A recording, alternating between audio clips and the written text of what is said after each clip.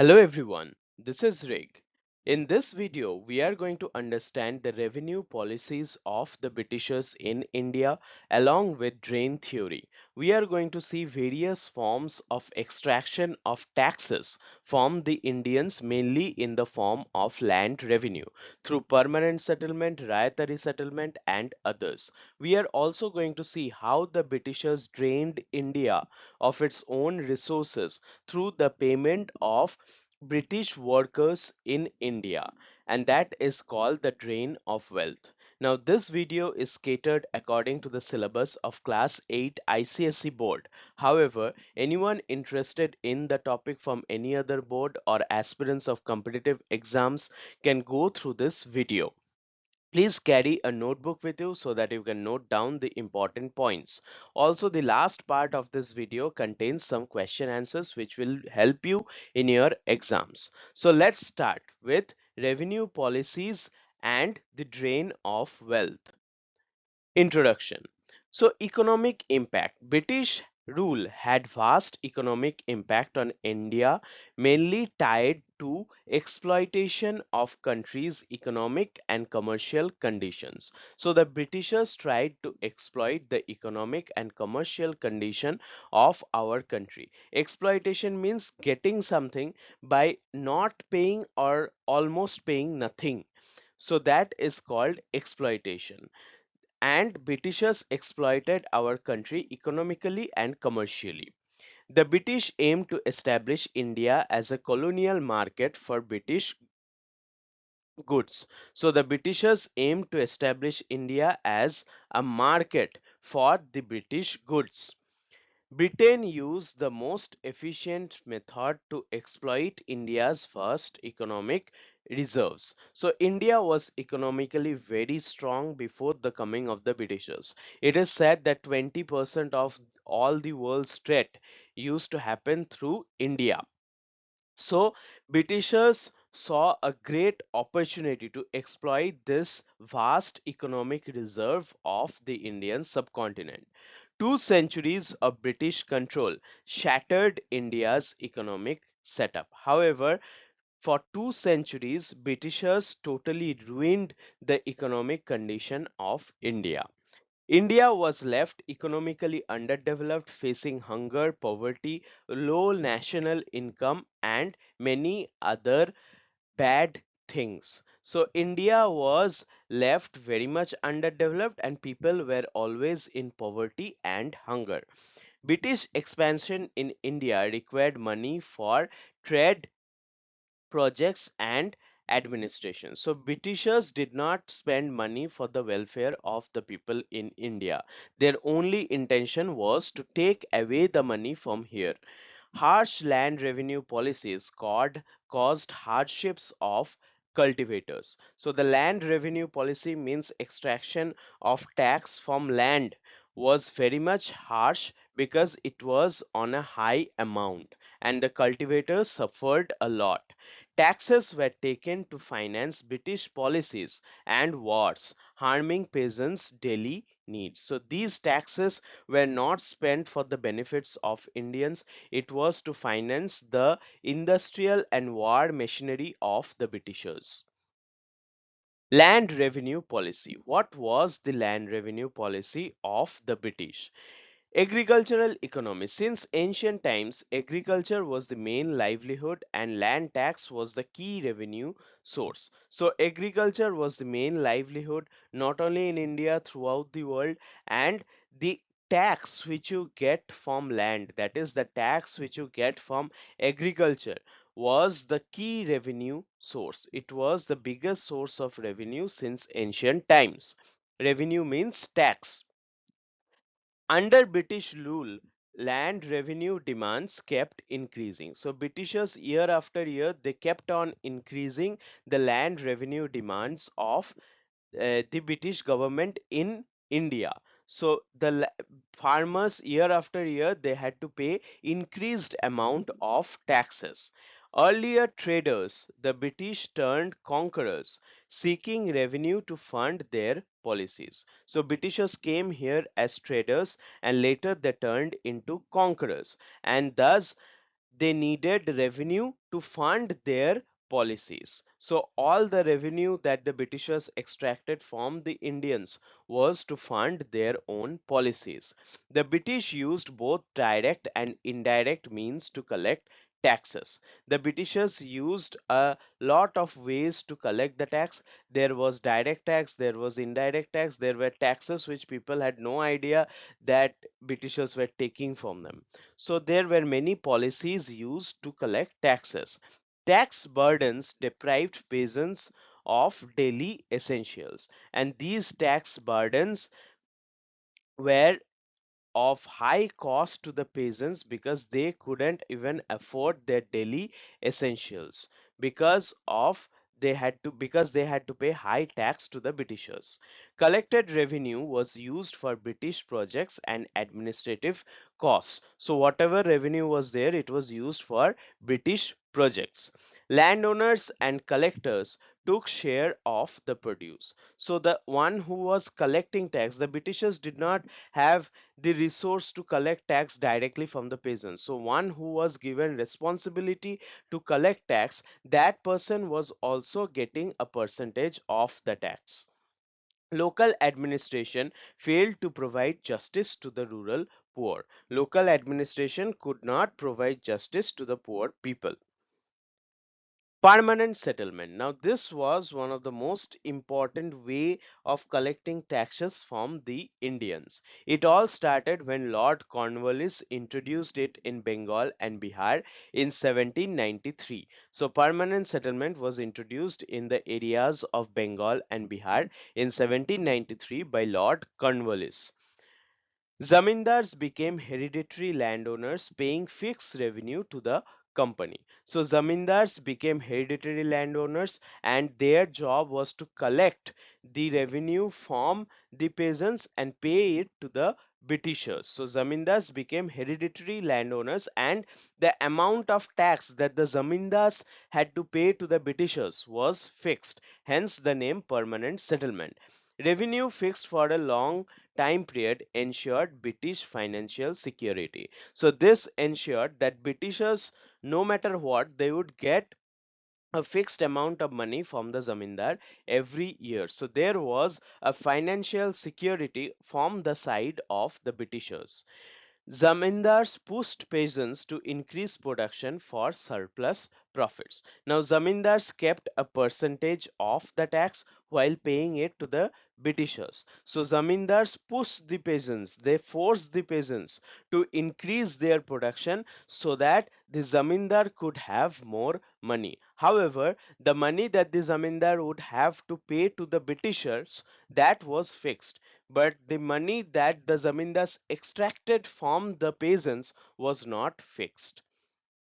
Zamindars failing to pay lost land to others. So if the zamindars failed to pay tax to the Britishers, failed to pay the fixed amount of money owed to the British, and then their land will be taken away and sold off to other zamindars who were willing to pay that amount. New zamindars supported British rule and opposed the freedom movement. Thus, the Britishers got allies in the form of zamindars. So these zamindars supported the British rule and they were totally opposing the freedom movement in India. Cultivators bought the exploitation while owning land only nominally. So cultivators had to board the exploitation. The zamindars are not paying money. The zamindars are taking money both from the cultivators and they are paying less amount to the Britishers also. So zamindars were the middlemen who were always on profit. However, the burden had to be borne by the cultivators. So peasants were always suffering. Exploitation continued through high tax rates, and the tax rate was very high in the permanent settlement. Mahalwari system. Now, what was the Mahalwari system? It was introduced in 1822 in northwestern provinces, Punjab, Ganga Valley, and central India. This system was introduced in the northwestern part of Indian subcontinent, that is Punjab, Ganga Valley, and also in central India. Revenue assessed on the product of a mahal or village. So revenue will be assessed on what the village or the mahal used to produce. So according to that, an assessment will be made, and that much of money the peasants or the villagers will have to pay to the Britishers. All mahal proprietors jointly responsible for revenue payment. So one who was there in the mahal, everyone was responsible for the payment of revenue in proper time. Revenue was fixed and assessed by British administration. So revenue was fixed for an entire village. This much amount you will have to pay. Now the villagers will have to decide who will pay, and they will have to pay it within the fixed date. No real benefit to peasants due to high demands. So now you will think that the villagers will do what is good for them, but no. The rate was in such a high amount that peasants were always in a disadvantage. British revenue rates remained very heavy, sometimes even 50%. So their demands were very harsh, applied to multiple regions including Punjab and Ganga Valley. So Mahalwari system was there in the central, northern and northwestern part of Indian subcontinent. Failed to improve the rural economic conditions. So undoubtedly, because of the high rate of taxation, there was no relief to the peasants. Rietary settlement. This was another form of tax extraction by the Britishers. So it began in 19th century in Bombay and Madras presidencies. So on the west and on the south. It began in 19th century, in early 19th century, more or less at the same time of Mahalwari settlement. Land revenue imposed directly on riots or cultivators. So land revenue was imposed directly on the cultivators, no middleman. That was the rietary settlement. Riots means cultivators. Peasants considered landowners if they paid revenue. So peasants will be allowed to keep their land if they were willing to pay the revenue in proper time. Revenue collected without intermediaries like zamindars. So this was a more or less better system than the permanent settlement. Why? Because revenue was collected directly from the peasants. There was no middleman, so no intermediaries like zamindars. High revenue demands persisted. So there was continued exploitation, because even though there was no middleman, the demand itself, the demand of revenue, the rate of revenue itself was very high. Farmers struggled under payment obligations. So farmers were struggling under the obligation of paying the high amount at a very limited time. Direct relationship between government and cultivator. So there was direct engagement between the government and cultivator, which proved direct British control over the peasants. The system increased peasants' indebtedness. Means the peasants had to take a lot of debt from the money lenders, because the rate of taxation was very high. Commercial policy. What were the trading policies of the Britishers through which they exploited the Indians? So Indian textiles like cotton, linen, silk had markets in Asia, Africa and Europe. So this was the situation of Indian commerce before the coming of the Britishers, where we see that Indian textiles like cotton, linen and silk were very popular in the foreign markets, especially in the markets of Asia, Africa, and Europe. English textile industry grew rapidly. So the textile industry in England was very popular. It was growing rapidly. British machine made clothes entered India. Indian goods were taxed abroad. So, since there was an industrial revolution in England, the they were producing a lot of more goods than what was needed for the people of England. So, what will they do with those extra goods? They needed to sell it in places like India.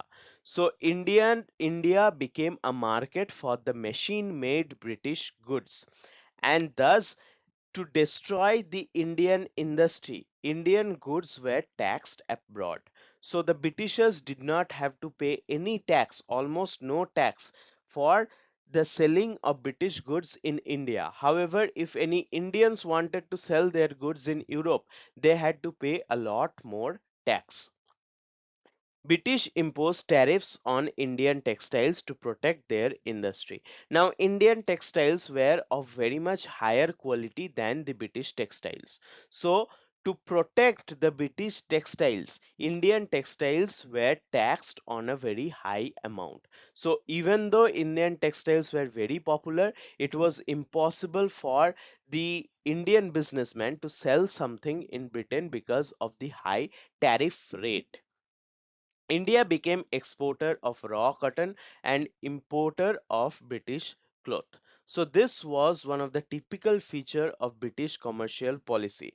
They used to take the raw materials from India, they used to take those materials to Britain, then they used to make finished products, and then the finished products were again sold to the Indians only at thrice or four times the price. So that is how we became supplier of raw materials and market of finished British products. We did not make anything of our own, and whatever little we made were destroyed by the Britishers. Indian weaving industry was virtually destroyed. So Indians were famous for their weaving qualities, but weavers were gone. Indian weaving industry was destroyed. Many weavers lost jobs and turned to agricultural labor. So because of unemployment, many weavers turned to agricultural labor.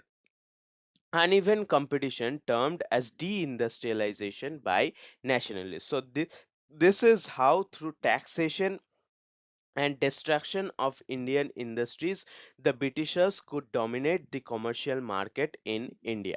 And this phenomenon, where there is uneven competition between the British traders and Indian traders, this phenomenon is termed as deindustrialization by the nationalists. Ruin of artisans and handicraftsmen.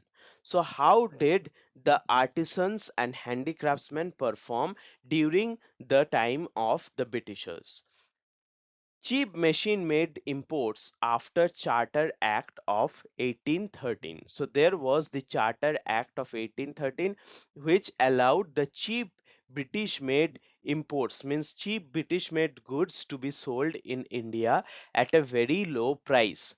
Indian goods faced difficulty entering European markets. However, the Britishers could sell things in India, but Indians could not sell anything in Britain because the Britishers took import tax from the Indians. No industrialization to absorb unemployed artisans. So many artisans became unemployed, and no industries were built in India to employ those artisans. So there was no industrialization to absorb the unemployed artisans. Handicrafts lost domestic and foreign buyers. All the handicraft industry, they had many domestic and foreign buyers, all were gone. War and colonization made India importer of British goods. So our own industries were gone. Now from whom will we buy things? We had only one option, that is the Britisher. So war and colonization made India importer of British goods, means we were now buying British goods. We were forced to buy British goods because our own goods manufacturing system was totally destroyed. Wealth taken from rulers, zamindars, merchants, and common people. So wealth was taken from rulers, they were taken from zamindars, merchants, and common people. Urban centers declined as artisans moved to villages. So urban centers were gone because artisans who used to work in big cities, the factories stopped, so they had to go to the village and change their profession to agriculture. Thus urban centers declined and villages were overpopulated. Rural economies suffered from increased pressure. So there was overburdening in the agriculture because all the people from the cities, the artisans from the cities moved towards their own villages and started to do agriculture. Drain of wealth. Now, what is drain of wealth which used to happen during the British times? So, it was the constant flow from India to England without return benefit. So, the constant flow of wealth from India to England without any return means Indians got nothing except giving away their resources. This is called drain of wealth. Resources were used for Britain, not for Indian development. So Indian resources were not used for India. Now you will say that right now also the government takes a lot of tax from us. So that is also a form of drain of wealth. No, that is not drain of wealth because the tax that the government takes from us are used for our own benefit. The money does not go out of our country, so those monies are circulated for our own benefit. But imagine you are paying tax to the Britishers for your own facilities, but you are not getting any facilities. That money is being used in Europe, so the money is going out of the country. So money was not being used for Indian development.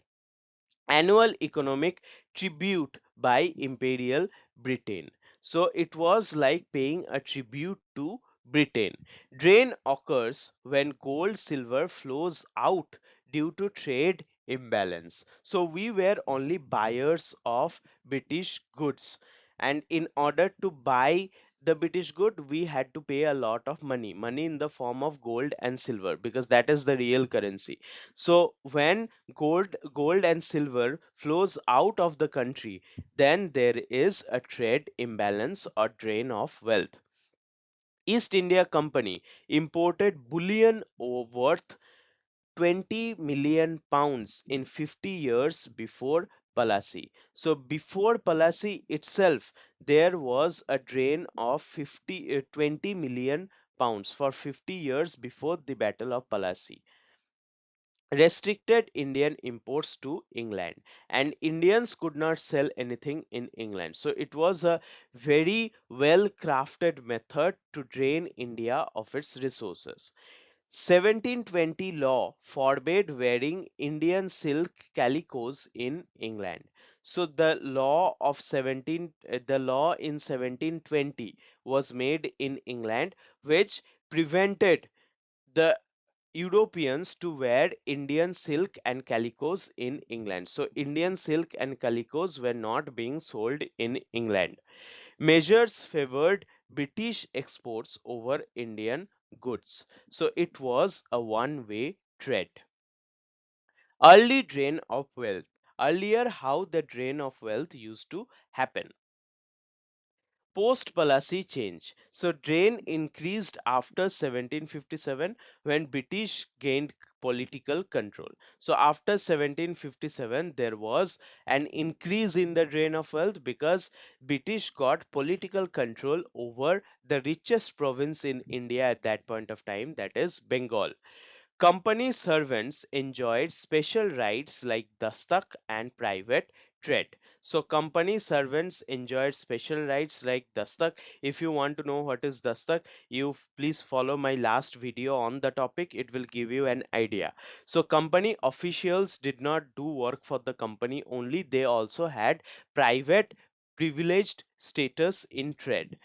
Company controlled surplus revenues from the new territories. So company controlled whatever extra revenue they could get from the new territories after the 1757 Battle of Palasi. Profits from land revenue, trade monopoly, and officials extractions. So there was profit from land revenue, and trade was one way, means Britishers had monopoly, and also the Britishers extracted the Indians of its resources through various officials. Surplus used to buy e- export goods. India got nothing in return. So this surplus was used to buy export goods and Indians got nothing. Wealth was sent to England without compensation. Now, whatever the Britishers used to earn in India, most of it was sent to England, and thus the wealth flowed out of the country. Profits kept flowing through systematic exploitation. So this was a recurring phenomenon, means it was going on year after year. So there was a policy of systematic exploitation. India's wealth transferred with no benefit to the Indians. So Indians' wealth was transferred to Britain and Indians got nothing out of it. Dadabhai Naoroji's theory. Who was Dadabhai Naoroji and how did he calculate the drain of wealth? Dadabhai Naoroji first claimed poverty in India was due to colonial exploitation. He said that Indians are poor not because we don't have any resources. Indians were poor because we are being mismanaged by the colonial power. So he was a thinker who brought out the real problem in India. Portion of India's economy was unavailable to the Indians. Dadabhai Naoroji said that our resources are unavailable to us. We are restricted from enjoying the benefits that our land produces because those are being taken away by the Britishers. Initiated in 1867, developed by R.P. Dutt and M.G. Ranade. So this theory was initiated in 1867 by Dadabhai Naoroji. It was further developed. More facts were added through meticulous research by R.P. Dutt and M.G. Ranade. Naoroji estimated that there was a loss of 200 to 300 million pounds annually. So that was the estimation of Dadabhai Naoroji, and he showed how he calculated that estimation, and it was undeniable to the world because no one could prove it otherwise. Condemned pitiless economic exploitation destroying India. So he condemned this economic exploitation through which the Britishers were destroying India. He advocated heavy industry, Western education, and economic reforms. So M.G. Ranade, who further developed this theory, advocated that we need heavy industry, we need Western education, and the system of economy must be reformed. External drain factors, home charges, pensions, remittances, undervaluation of labor, etc., were additional factors which were draining our country of our own resources. So, a Britisher, if a British official is working in India, then he is being paid the salary or pension from the Indians' money. But that money is not being spent in India. That money is being spent after the officer goes to London. So the wealth is indirectly going out of our country through salaries or pension of British officials. Nauroji saw the drain theory as a primary cause of India's poverty. So Nauroji advocated and proved very well that Indians are made poor. We are not poor, we are being made poor because of the drain theory. Now we will go through the question answers which will help you in your exams. What was the permanent settlement? The permanent settlement, introduced by Lord Cornwallis in Bengal and Bihar in 1783, made zamindars hereditary landowners who deposited a fixed revenue in state treasury. This ensured British financial security. If a zamindar failed to pay, his land was sold to another. Discuss about the Rayatari settlement. Introduced in early 19th century in Bombay and Madras presidencies, the Rayatari settlement imposed land revenue directly on the ryots or cultivators. The peasant was recognized as the landowner if he paid the revenue, but high demands continued exploitation. How did the Britishers ruin artisans and handicraftsmen? Cheap machine-made imports after 1813 ruined Indian artisans. Indian goods lost foreign and domestic markets and could not compete with British factory products. India became an importer of British goods while artisans abandoned their professions, moving to villages and increasing rural pressure. What was the drain of wealth? It was the constant flow of wealth from India to England without return benefit. British rule used Indian resources for Britain's benefit, not for Indian development. This indirect tribune drained India's income year after year. Explain the theory of drain of wealth by Dadabhai Naoroji. In 1867, Dadabhai Naoroji stated that poverty in India was due to British rule draining India's wealth. He estimated a loss of 200 to 300 million pounds annually and called it a major evil in poverty and un-British rule in India. So that was all about the different land revenue policies through which the Britishers exploited Indians. We have also gone through the commercial policies which exploited the Indians economically because of one-way free trade.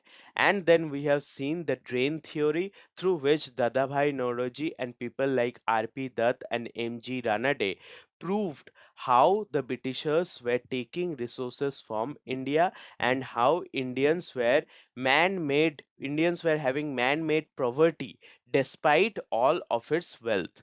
So that was all for today. Thank you so much for your love and support.